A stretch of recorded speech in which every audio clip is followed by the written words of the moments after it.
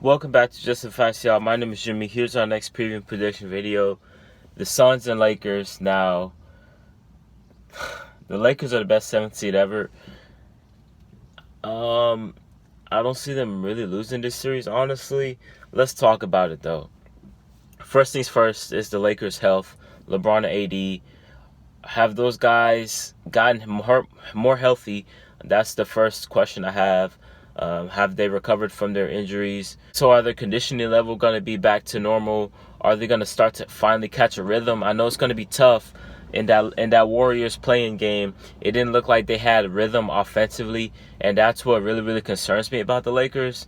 But if LeBron and AD are going to be healthy, they can figure it out. They're great enough to the point where they can figure it out. They just need I think they need a couple more games to get some continuity and things like that, man.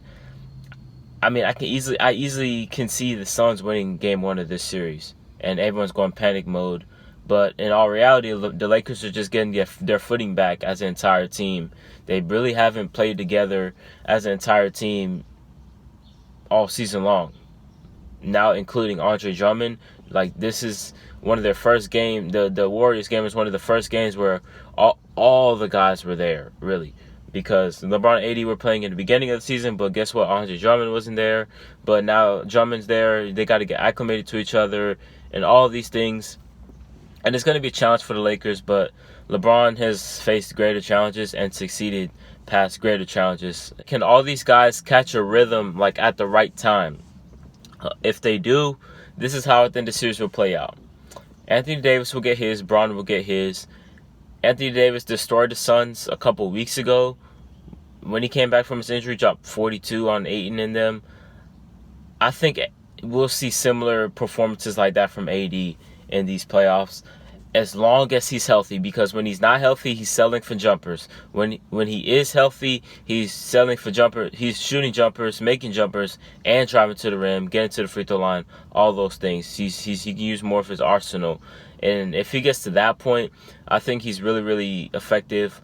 And as good as DeAndre Ayton has been this season defensively, I don't think he can come close with Anthony Davis. I don't think he can mess with Anthony Davis once AD really gets it going. Bron will get his. Bron will see his fair share of Jay Crowder, Cam Johnson, Mikal Bridges, Torrey Craig, guys like that. I believe Jay Crowder might have been on AD in the finals. Correct me if I'm wrong on that. I think Jay Crowder was guarding AD and LeBron in the finals at times, and did his best job you can do. I think as good as the Suns are defensively as a team, there are a good amount of guys you can attack defensively, and I think LeBron will really look to exploit those mismatches. He can exploit CP3, he can exploit Booker. Even with how good Mikal Bridges and Cam Johnson are defensively, they are relatively young. So the inexperience might play a role in this series for the Suns. I will get to more of that in a second. But there's a lot of guys the Suns can attack. The Lakers can attack. They can attack Ayton. They can attack Kaminsky when he comes there. They can attack Cameron Payton. Like there's a good amount of guys the LeBron and the Lakers can attack. I think he'll seek out mismatches more than usual because LeBron always does that. But I think more than usual to get easier baskets. LeBron's going to seek a lot of mismatch hunting. So, I mean, the Lakers obviously are inconsistent with shooting. KCP, Wesley Matthews. I think Ben McLemore should be getting minutes, especially if the Lakers offense gets into a lull and they're not really hitting perimeter shots. Can Kuzma hit shots? Can Schroeder come back and hit some shots? Caruso has been surprisingly pretty good from 3 this year. Tatum Horn-Tucker, if he comes in, can he provide a spark? The Lakers are going to need to find a spark somewhere because their offense will go in the low. They don't have Rajon Rondo out there to really control the game and set the offense up beautifully. So the Lakers have to do a really good job of playing with pace. I think that's one thing that really hurts the Lakers. A lot of the time it's like they don't play with pace, and that causes the offense to be super slow, and they got to take some weird shot at the end of the shot clock.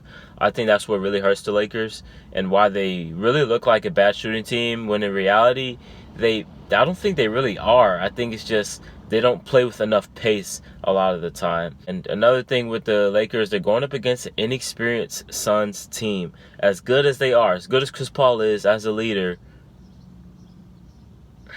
I don't know, man. I don't know if the Suns defense is going to hold up like that, especially if the Lakers get it going. Let's see if those young guys, especially Bridges and Cam Johnson and Ayton for that matter, can stay out of foul trouble, because I think that's another thing that could potentially plague the Suns in a potential series.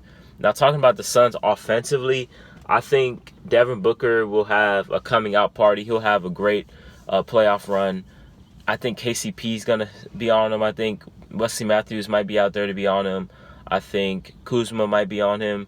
I don't know. We're going to see, but I think either way, Booker is going to have a field day.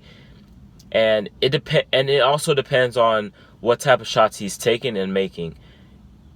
Obviously, Devin Booker is capable of going ISO and hitting all these tough mid-rangers and tough threes and tough drives. But when CP3's there making it so much easier for you, you got to take advantage of that. I want to see Booker coming off of curls, pin downs, all those things. Moving off the ball, Bridges and Cam Johnson and Ayton setting off-ball screens for Booker, and Booker just popping out, because everyone's a threat for the Suns offensively. Like, even Jay Crowder, even though he can't really put the ball on the floor as well, he will make the right play. So everyone on the Suns, at least in the starting lineup, is a threat. So you can't really help out too much on Booker without leaving a guy open, unless someone's really, really struggling from three. So Devin Booker getting easy looks from Chris Paul's playmaking, I think, will go a long way. CP3 has really, really helped out DeAndre Ayton in his development. So we're going to see a lot of pick and rolls with them. Hopefully, DeAndre Ayton can finish off those plays. It's going to be imperative for him to finish off whatever dump-offs, whatever lobs, whatever post-up opportunities that he gets from Chris Paul. He's going to have to finish those out, because he needs to add that different dynamic to the Suns' offense. It can't just be all about the perimeter players. If DeAndre Ayton becomes a force down low, it's going to force the Lakers to pay more and more attention to him, and it's going to force the Lakers to probably change up their rotations or game plan or scheme a little bit. So anything DeAndre Ayton will do in this series offensively is going to be a huge plus for the Suns. And like I said, how LeBron will mismatch hunt, CP3 will mismatch hunt as well. Chris Paul knows exactly when to attack. Like, that's one thing I really can admire about Chris Paul. He's a pass-first point guard. He's passive. He's going to let the other guys take shots. But, when it's his time to shoot, when he knows that, all right, CP, it's time to hit shots, he hits those shots. And that's one thing I can really respect about Chris Paul. He will do that by way of mismatch hunting. So Kuzma, he can attack Schroeder. He can attack other guys, force them to guard out in space. And those guys have to be disciplined. Chris Paul's going to try to draw a lot of fouls. And if those guys can keep their hands out of the cookie jar, they'll be just fine, because you're not poking the ball away from Chris Paul. I can almost guarantee you. It's going to be very imperative for those guys to hit shots. They don't want the defense to eventually collapse and force CP3 and Booker to do all this work. And I'm not sure if those guys are equipped to really take on that Lakers defense and put the Suns over the top. This is going to be a hell of a series, man. Either, no matter who wins the series, it's going to go 6-7 games, I believe. The Suns are very, very well coached. Shout out to Monty Williams, potential coach of the year. And also think a guy like Cameron Payne can come off the bench and have a really nice impact for them. The Lakers better not be sleeping on him. He's been playing great as of late off the bench. When Chris Paul sits, it's not time to take a break for the defense. You better be on for Cameron Payne, because he will come and give you buckets. So we're going to see that.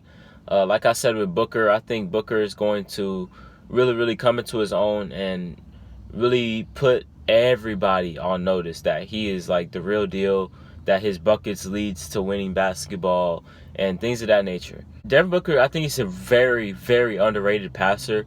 He doesn't just pass the ball just to get rid of it. No, he makes the right play. he makes his teammates better, and I don't think he gets enough credit for that.